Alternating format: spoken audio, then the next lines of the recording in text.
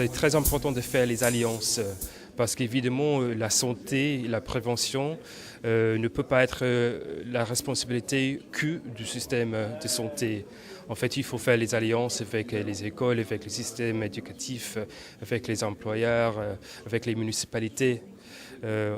Et par exemple, ce matin, on a parlé des taux d'activité parmi les enfants français très faibles. Donc il y a là une opportunité pour travailler mieux avec les écoles pour augmenter cette activité physique. Donc la prévention, c'est très important. Et aussi, il y a des opportunités par rapport à l'utilisation d'hôpitaux et aussi par rapport à la consommation des médicaments en France.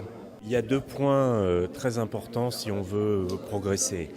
Il y a effectivement d'améliorer la gouvernance d'ensemble, c'est-à-dire de donner une cohérence au système de santé qui est souvent considéré comme la dernière roue du carrosse par le monde politique. Même s'il y a des choses, ça progresse, on a beaucoup bougé, mais c'est toujours un peu en retrait. Et puis il faut ouvrir des débats très forts avec les citoyens.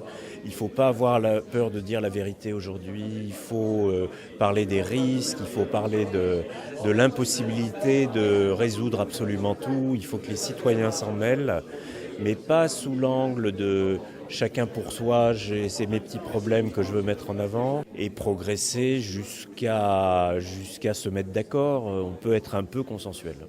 Je crois qu'il faut que notre système de santé investisse massivement dans la prévention, la promotion de la santé, l'éducation en santé. Ça veut dire un travail plus important que par le passé avec l'éducation nationale, mais aussi sur les populations à risque qu'il faut amener dans des dispositifs de prévention et de promotion. Donc, priorité à la prévention, à la promotion. Et puis, deuxième priorité, celle sur les parcours de santé.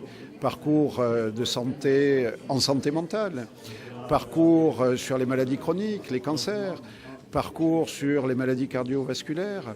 Alors, parcours sur la mère, l'enfant, l'adolescent, parcours pour éviter la perte d'autonomie des personnes âgées. Alors, la mise en place des stratégies de parcours, ça veut dire intégrer dans des stratégies de santé publique la dimension de la recherche, la dimension de la prévention, la dimension du soin, la dimension de l'accompagnement, le médico-social, la médecine de ville, les centres hospitaliers, l'ensemble des acteurs de santé qui doivent travailler ensemble pour permettre aux populations à risque sur ces grands enjeux de santé mentale, eh bien d'avoir un accompagnement, d'avoir une prévention, d'avoir des dispositifs d'éducation qui permettent de prévenir la survenance de la pathologie ou la survenance du risque.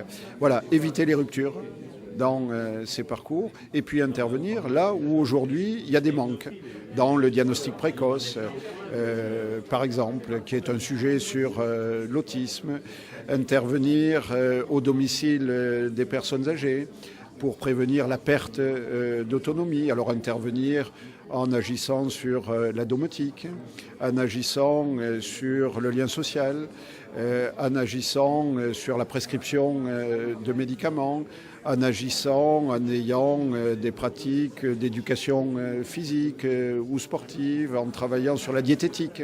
Voilà, c'est ça, travailler sur les parcours, c'est travailler sur l'ensemble des mesures qui ont un impact sur la santé et qui permettent de reculer le curatif et le soin le plus possible.